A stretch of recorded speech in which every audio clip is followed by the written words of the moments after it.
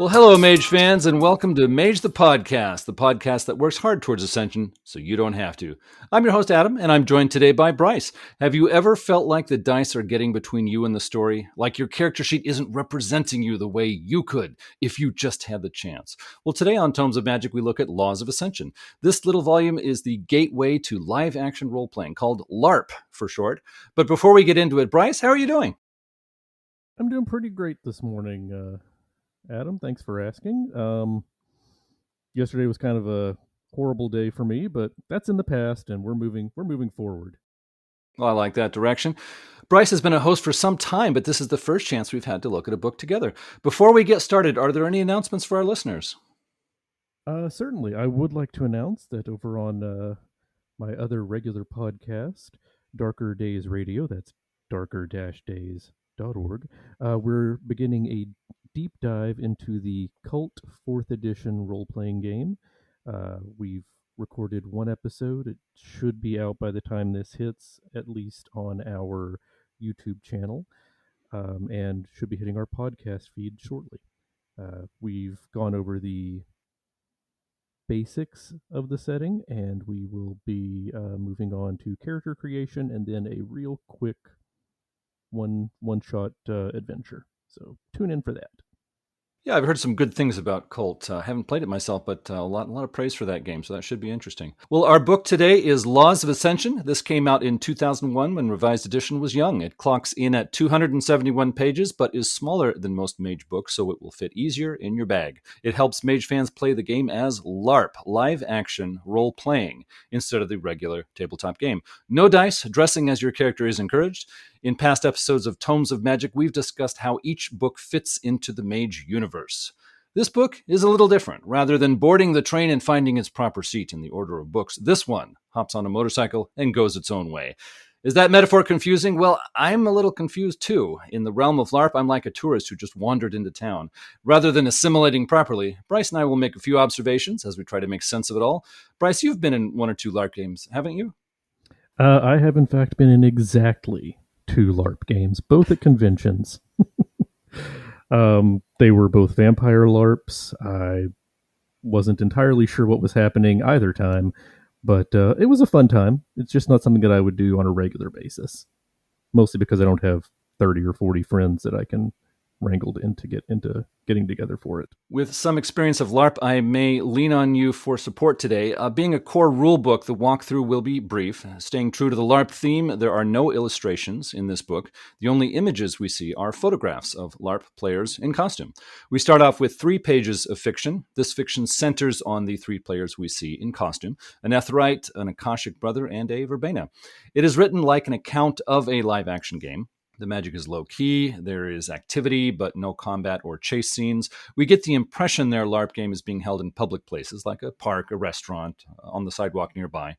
The 3 mages have observed signs of unusual supernatural activity in their city, and they want to know what's causing it. The story continues in brief pieces at the start of each of the 7 chapters that follow this introduction. I think the fiction shows a good example of play. Bryce, what did you think of the opening fiction? Holy exposition story. Oh my gosh. This is welcome to Mage Revised. A whole bunch of stuff recently changed. This is the first Laws of Ascension book, so I get that for the characters, they've existed. Presumably, they have backstories. They existed pre-revised edition. They were there before the Avatar storm, all of that fun jazz, before the Masters disappeared from Earth. But the actual game itself starts, as you said, in revised, so all of that is prologue. But yeah, they go over, oh yeah, the dead are rising all over the world. There's zombie apocalypses, there's a red star in the sky. It's a lot of exposition. It's not bad. It's not poorly written or anything. It's just a big old metaplot exposition dump. It was okay. It did a great job of setting up the world of Mage Revised. Chapter 1 is the introduction. 17 pages tell us about role-playing games and Mind's Eye Theater, which is the line of books for live-action role-playing in the World of Darkness. The roles of players, storytellers, and narrators are described. Narrators are assistant storytellers who are very helpful for live-action events. Safety rules and live action guidelines follow. It's fun to spend a day living as your character, but acting out magical rituals beside people who aren't in your game can cause confusion. Sometimes confusion leads to chats with security guards or police officers, so safety rules are reasonable here. In live action role playing, there are no dice, and some game situations can be slow to resolve. For that reason, we are told optional rules are placed throughout the book. They can add more detailed control and closer approximations to things we see in the tabletop version of Mage, but they should only be added by players who can handle them well and who want that level of detail. We're told the rules are written with the assumption games will be held in public places. That's why the safety guidelines are rather strict. For example, toy and prop weapons are forbidden. Index cards with gun or knife written on them are used. I think holding a live action game in a public place can inhibit role playing, especially for new LARP players. Holding a game in a home or in a designated space at a convention should allow for prop weapons and more freedom to get into character. Next up, we get brief write-ups on the World of Darkness setting, what are mages, traditions, technocracy, disparates, and orphans. We finish with glossaries and mage terms and mind's eye theater terms. Bryce, what are your thoughts on the introduction? I really liked the 8 only rules that matter. Just going over them in order, the first is it's only a game. So if Jim's character is a jerk to your character during a scene, when the game is over, Jim was not being a jerk to you. Do not be a jerk back to Jim. In character, hey, that's fine. That's encouraged. That's the point of the game. But out of character, don't be a jerk to each other. No touching is, in my experience as a 2-time LARPer, a rule that was not really followed because, I mean, no one like slapped anybody, but there were definitely like, people shaking hands and, giving each other hugs and stuff in character, which, if it's all consensual, that's fine. I did enjoy the no stunts rule because odds are you are not actually a swashbuckling mage with the ability to bend chance in your favor. Your character might be, but you, the player, are probably just a schlubby dude or dudette. And if you try to jump over a fence or swing from a chandelier, you're more likely to hurt yourself or attract the attention of somebody that you don't want to attract the attention of, who may call the cops on you. Like you said, the no weapons rule.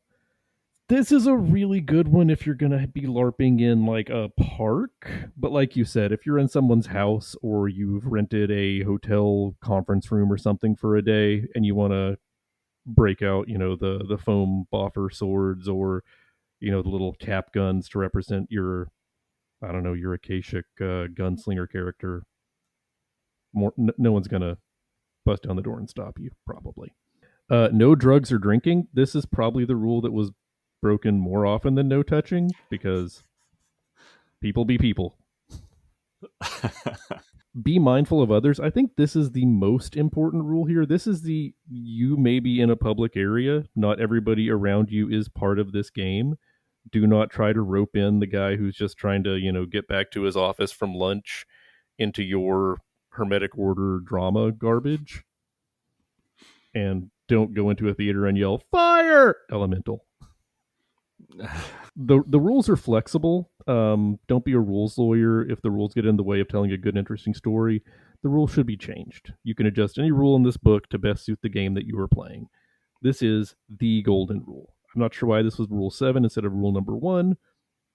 Possibly because they wanted to emphasize don't touch people, don't bring fake guns out into the park or whatever. But, And finally, the 8th rule, have fun. Which sounds unlikely in my games, but whatever works for you. Have fun, I suppose. Also, you mentioned briefly that there is a glossary of terms here. It is a 5-page glossary. Well, it is a mage book. Yeah, it has so many definitions, and I get it. We want to know, what is the traditions? What are the technocracy? There's sections on that before, but man, there's a lot of terms here. But yeah, it is a very comprehensive introductory chapter, and like you said, it's very short. It's only, I think you said 17 pages. I didn't count the pages, but yeah, and 6 of them are glossary. Got to cover the bases. Well, chapter 2 is all about the traditions, the 9 traditions that make up the Council of 9. No, sir. There are 10 traditions because this is revised, so it includes the hollow ones as a tradition. Oh, my mistake. I'll allow it this one time. At this point in Mage's development, technocracy characters are an option, but tradition mages are still seen as the best hope for a better tomorrow. This book tells us how to make tradition player characters and orphans. 4 pages tell us the history of the traditions, some more information about the world of Mage, and the current state of the traditions.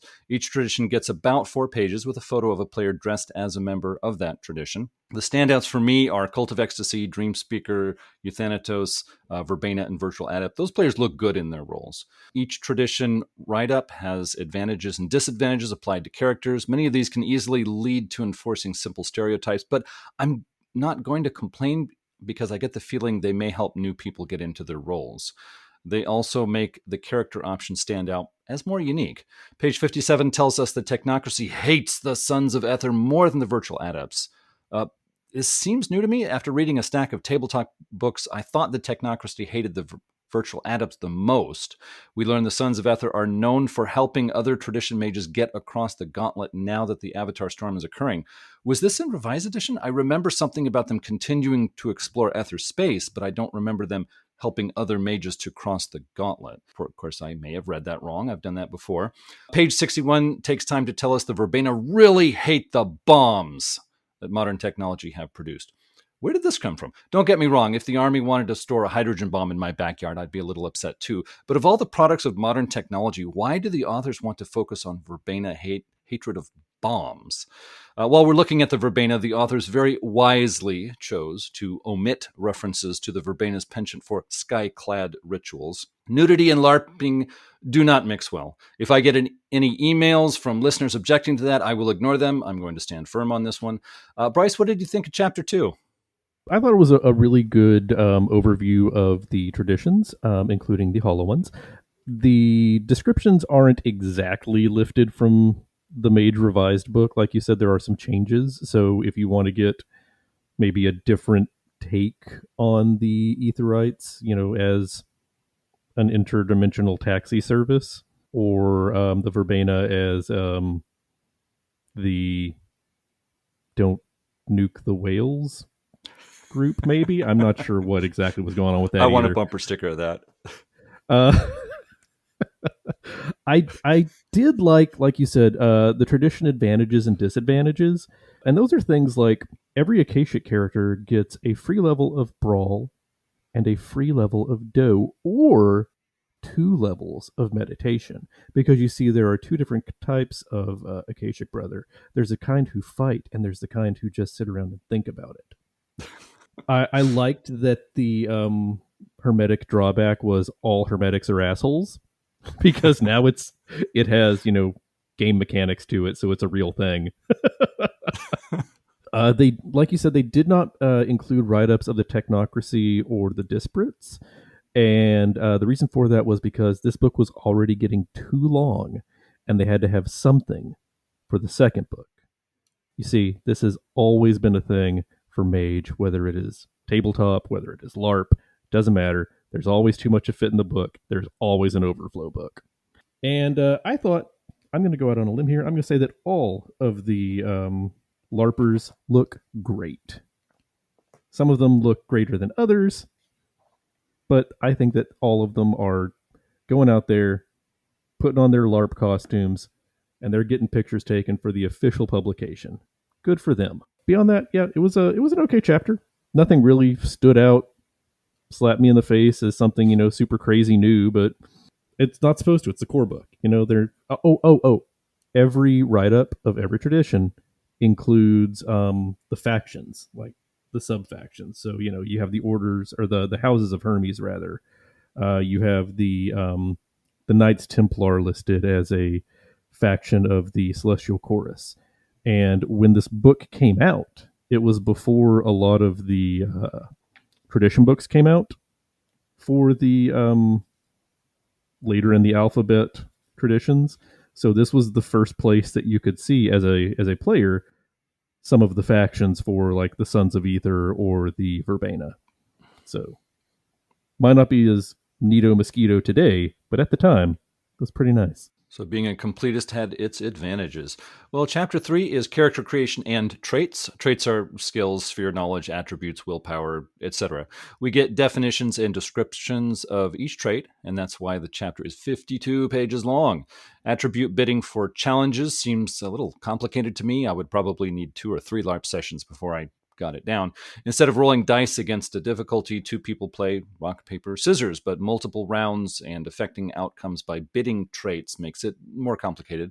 Backgrounds are traits, so they're covered in this chapter. There are many varieties of the influence background, like academic influence, organized crime influence, etc. The influence background take up a lot of pages. In a LARP game, I would imagine influence being quite useful for gaining an edge without pushing other players around or asking a narrator to adjudicate combat. The avatar essences are covered here. What I found interesting was the primordial essence took on dark overtones starting in the second edition rulebook. Here it is presented as being in no way dark or negative, and I'm down with that. The occult skill is mixed in with sphere magic, whereas in the tabletop game it isn't, although that looks odd to me. I won't object. The skill count needs to be kept low in a LARP game, and I can see how new players would think it's a useful skill for all sorts of magic.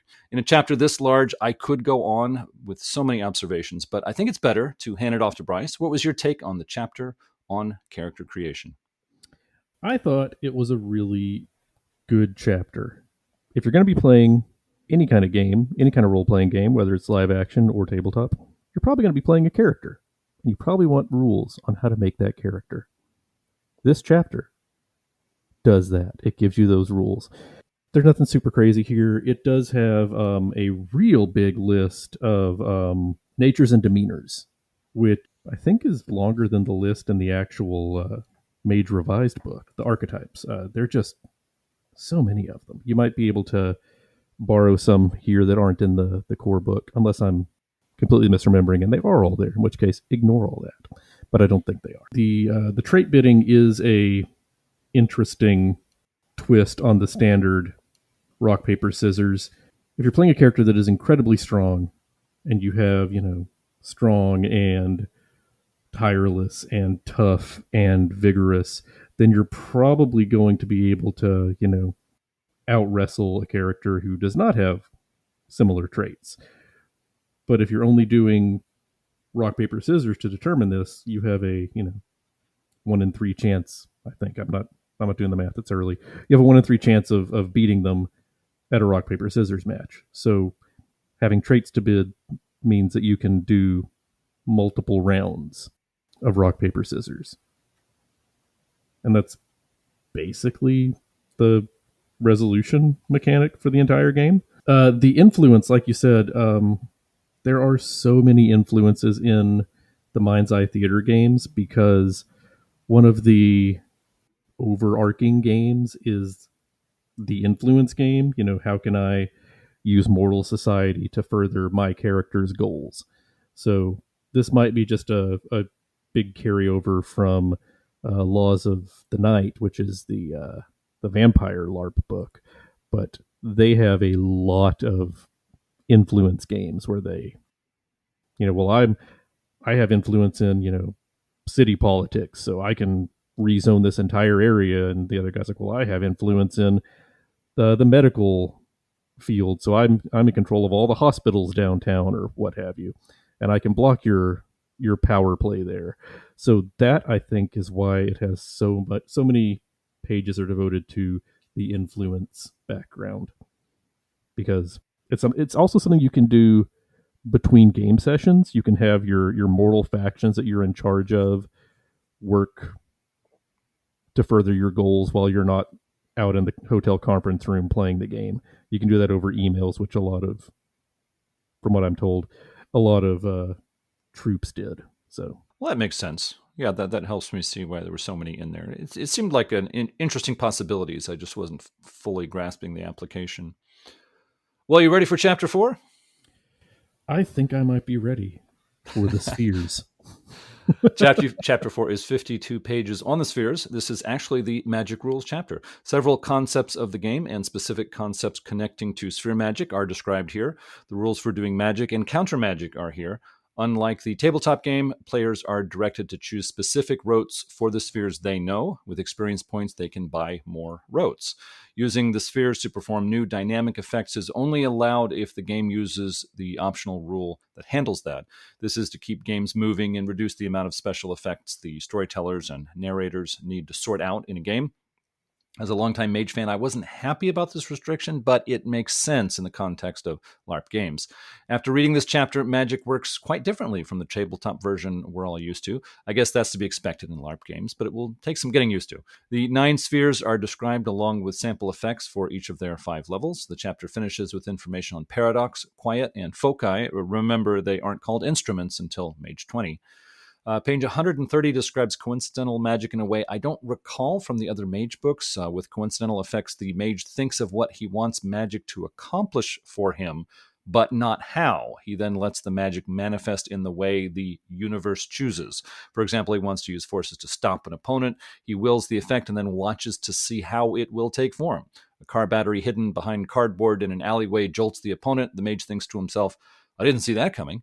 In LARP games, narrators and storytellers have to be ready to describe how coincidental effects manifest. On page 132, we are told minds and concepts exist on the highest plane of existence. They take a step down to manifest as spirit or ephemera in the Umbra. They take another step down to manifest physically on Earth. Although there are similar ideas in other Mage books, I don't remember seeing it stated quite this way before. Charles Siegel suggested this is probably a Mageified restatement of popular ideas from Plato. Every time optional rules are presented in this book, we get an explanation of what they change and why people might want to use them. That was thoughtfully done. What wasn't well thought out was describing the distance affected by sphere magic as paces. How do I measure 15 paces during a LARP game? If I want to limit things, I choose the shortest person in the room to walk some steps. Does that get an objection from the player casting the rote? Does the short person I keep calling on complain to the main storyteller that I'm wearing her out? LARP games require a lot of problem solving, I would imagine. Well, I've demonstrated I don't understand LARP very well. Bryce, let's hear your take on Chapter 4. The first thing I want to call out is that all 5 levels of every sphere are now officially named. This is the apprentice level. This is the initiate level. This is the disciple level, the adept level, and finally, the master level. We'd had this before, 5 dots, you're a master, but I don't think that it was ever explicitly spelled out before that at 2 dots, you're an initiate for every sphere. I could be wrong. No, I think you're right there. I'm not the one who read all the books. That was you. I'm with you on I'm not a big, huge fan of everything requiring a rote, but for a LARP, I absolutely understand why. If you have 30 players and they all have dynamic magic, and you have to have somebody running the props table who comes by with whatever the prop is for whatever effect, yeah, that's going to be insane if you have to come up with something on the fly. Not the players, but just, I'm gonna use my forces to have whatever the power panel explode. Okay, well that's fine. We have an explosion thing we can stick on there. A little 3x5 card exploded is now on the power panel. But if you're like, okay, I want to combine that with these other spheres over here, and now I'm going to make all the rats that live in the walls come out and attack. I'm like, well, we don't really have a whole bunch of rubber rats we can throw around. So maybe you work on that as a rote. You go to the toy store or whatever, you buy a whole bunch of rubber rats, and the next time you can bring that sack of rubber rats with you, and we can have a rubber rat effect. So I get where they're coming from. I did like the coincidence rule of thumb on page 130. I want to give that one an explicit shout out. It says that if the average person off the street wouldn't believe it, it is not a coincidence. And this is you're giving a justification for why your magic is coincidental. If it takes more than a sentence to explain why it is a coincidence, it is not. That one right there is possibly my favorite. And finally, if it takes more than a minute to come up with an explanation that fits into one sentence for why it is a coincidence, it's not a coincidence. Down to brass tacks. Yeah, rules like that are going to cut out so much debate at the I was going to say at the table, but at the LARP.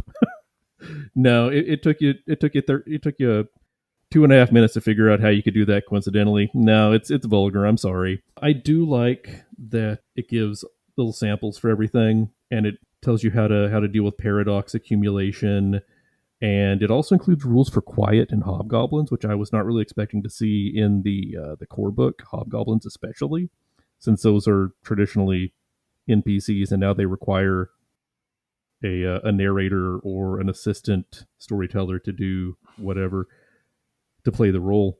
As for your question of how do I determine what 15 paces is, that's a narrator's job. Somebody out there is the narrator in charge of magical effects, and whenever they need someone to pay something off, they call Brian over.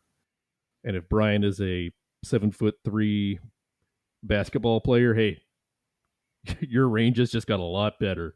But if Brian is a 5'1" guy with little stubby legs and a long torso, bad news for you. But yeah, that's how they do that. That's how they keep that fair. And I feel bad for Brian. I hope they bring him something to drink because he has to walk a lot. Sounds like it. But yeah, it is an elegant, if not a perfect, translation of traditional mage magic that we're all used to from playing the Ascension into LARP effects. It does lean very, very, very heavily, like entirely, on rotes, but it gives a concrete reason for rotes to be a thing. And now, if you have a rote, you can use that as a bargaining chip in your game. You can tell other characters, hey, I know how to walk on water. I have this effect that I can do. I can teach you how to walk on water if you do whatever for me. So it gives, they've always talked in the traditional tabletop books about how rotes are something that you can learn from your tradition, you can learn from another mage, and they're good to have, and they provide a very minor benefit. But why would you want to go out and learn all these rotes? Well, now you have a reason. You can, one, they're the only thing you can do in this game, but two, you can use them as in-game benefits that you can give to other players. And that fits well with Revised Edition setting where the masters are gone and the mages who want to learn new magic, you better make some friends and hope that they're smart and have something they can teach you. Exactly. So it fits the setting. It fits the general mindset of Mind's Eye Theater and LARP, and it works surprisingly well. So okay, well, thanks for connecting the dots for me. Yeah, there were some things I was fuzzy on after reading that, but sounds like you know more about it. So I'm glad you're on the show. hey, man, somebody's got to be a so-called expert here. Well, I'm glad somebody is. Chapter 5 is rules, systems, and drama. The non-magic rules, basically, we start with challenges.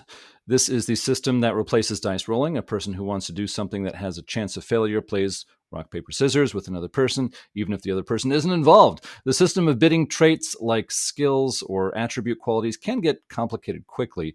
You need to keep track of what was bid, whether or not you succeeded on the re-challenge. It's not a simple system, or at least it doesn't look like one to me.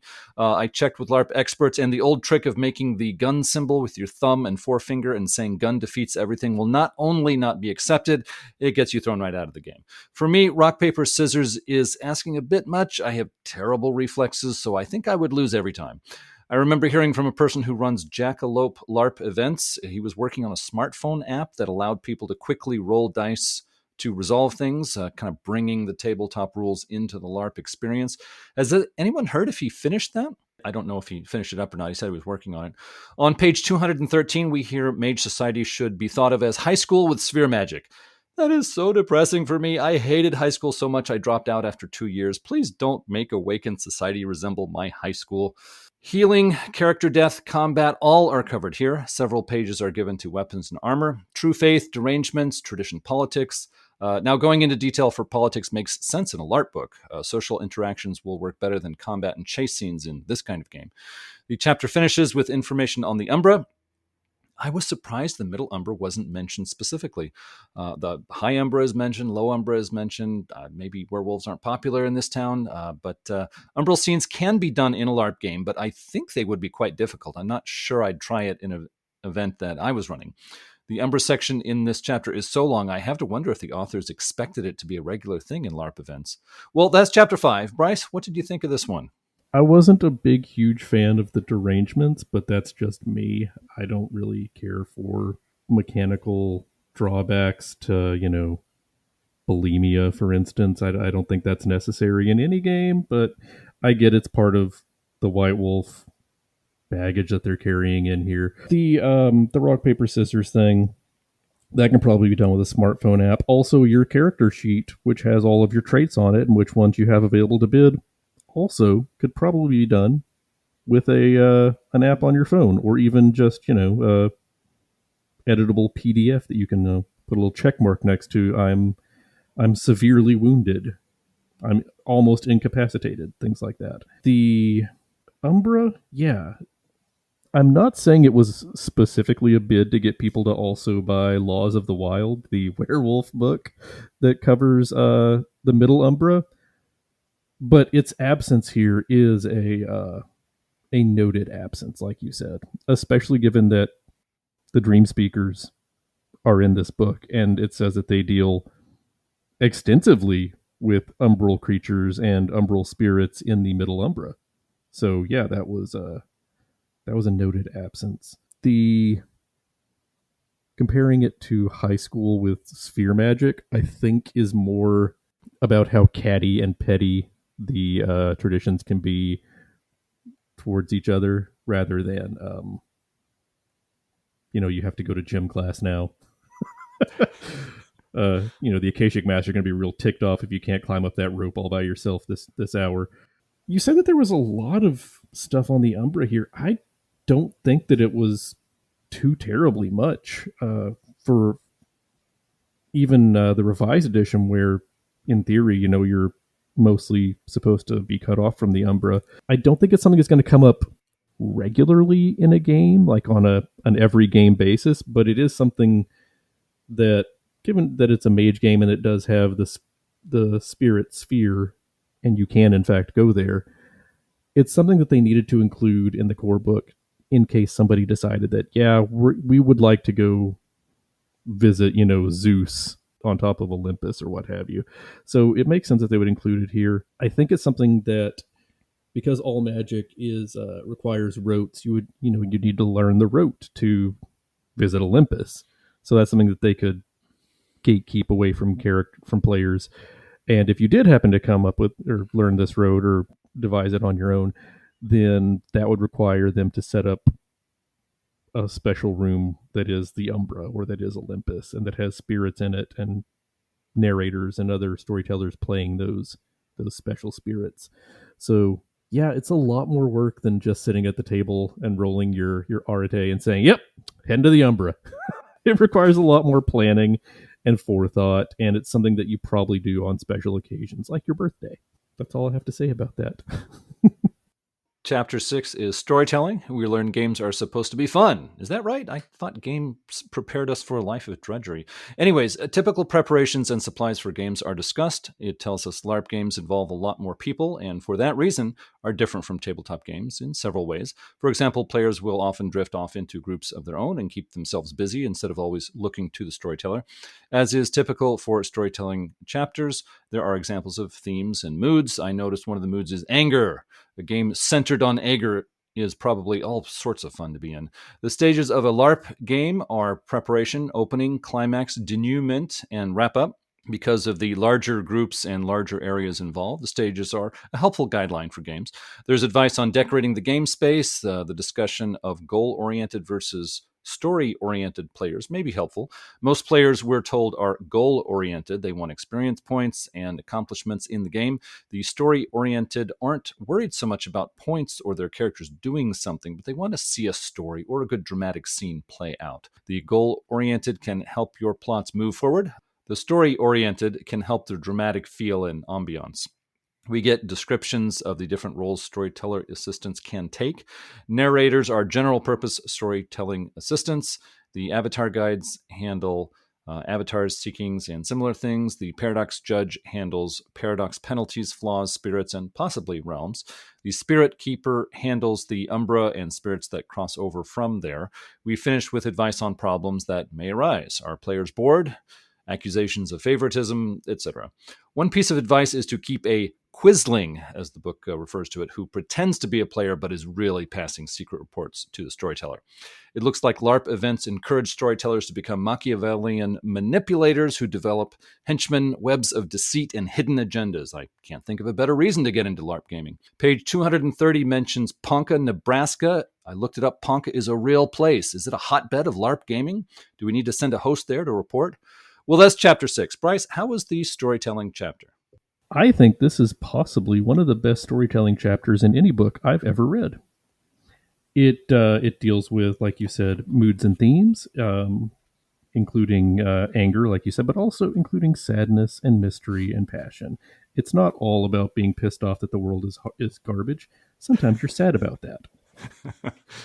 It tells you how to pace a game, how to create scale and scope of the game. Is it a local game? Is it a world-spanning game? Is it a interdimensional game? We're going to the Umbra every other week.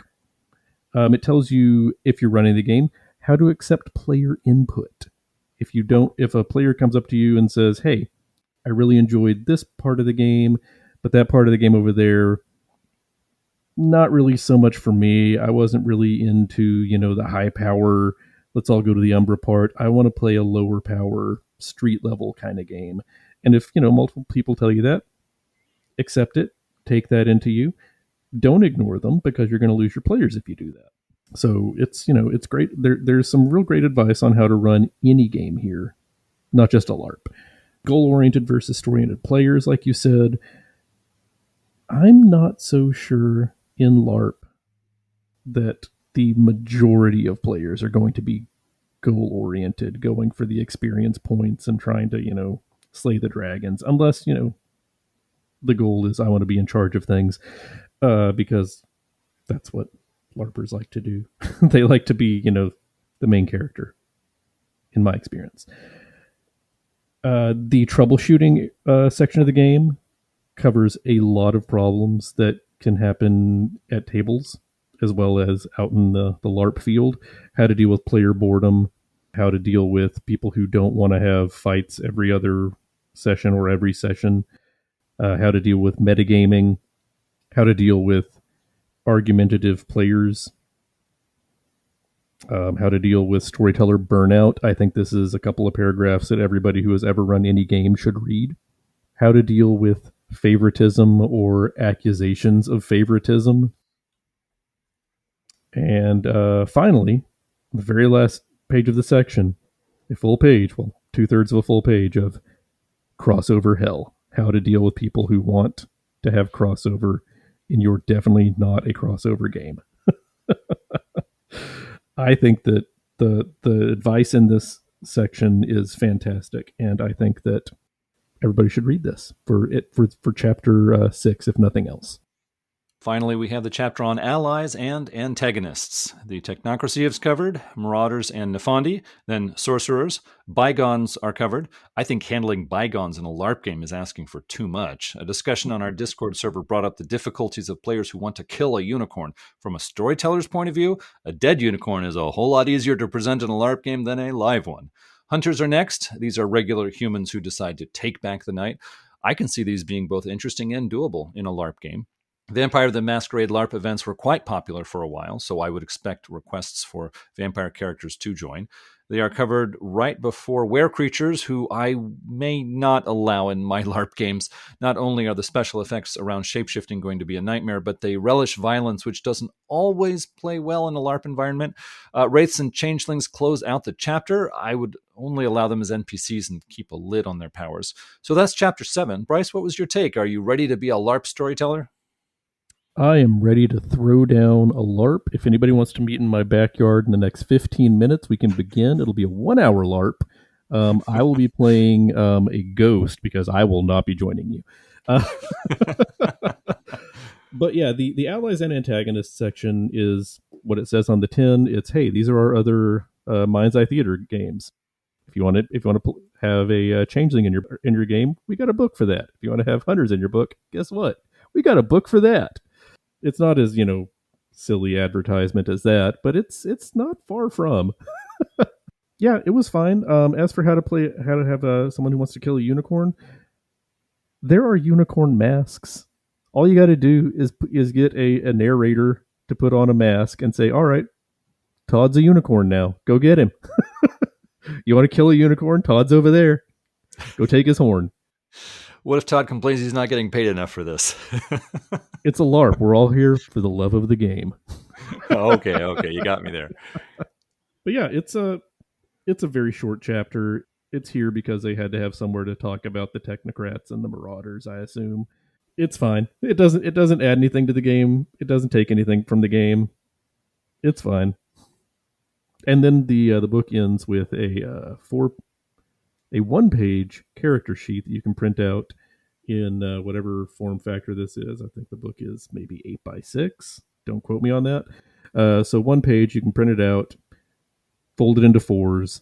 It fits in a wallet. It's pocket size character sheet for your character. And then there's the index, and that's the end of the book. Now we turn to the book as a whole. This is where my lack of LARP experience will show, but I will offer my comments nonetheless. When did being uninformed ever stop me? The only edition of Mage for LARP is Revised Edition, although Revised wasn't my favorite edition. I have to admit, if I chose an edition of Mage for LARP, it would be Revised. That edition discouraged umbral trips. It focused on a lower-powered, Earth-centric game, and that's a lot more reasonable for a LARP event. Although I haven't been in a LARP game, when Terry visited Austin, it was to attend a Mage LARP being held downtown. After the event, he told me about it. He talked most about conversations he had with other players when they found a quiet spot away from the main action. That game was an example of Swedish LARP. From what I've gathered, Swedish LARP differs from what's described in Laws of Ascension in these ways. Swedish LARP is a single event, so no experience points are given. Also, the storyteller plans a tighter plot and creates the characters the players will use. Players may be able to choose their character, but traits, motivations, personality, all that is set by the storyteller. The book is written with the assumption games will be large, with many people and a lot of ground to cover. Also in public places. I think private games and games at conventions with assigned rooms are more likely going to be the case. I think the fear of confusing bystanders is not going to be much of a problem. In my experience, LARP games are quite rare. I think if this form of gaming is going to catch on, it should be something we can enjoy with groups of 4 or 5 people in someone's home. This form of gaming can't be done online, at least not as laid out in this book, so that may limit it also. If someone new to Mage is reading this book, they will have no hope of knowing what the term Ascension means. It is used so differently throughout the book, it would confuse anyone. I envision LARP rules as being simple because of the need to keep things moving when so many people are standing around. I was surprised at the complexity of these rules.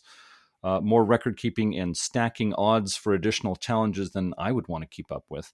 The mention of specialized narrators like paradox judges, spirit keepers, etc. makes games sound difficult to run. Is this why we don't hear about so many of them?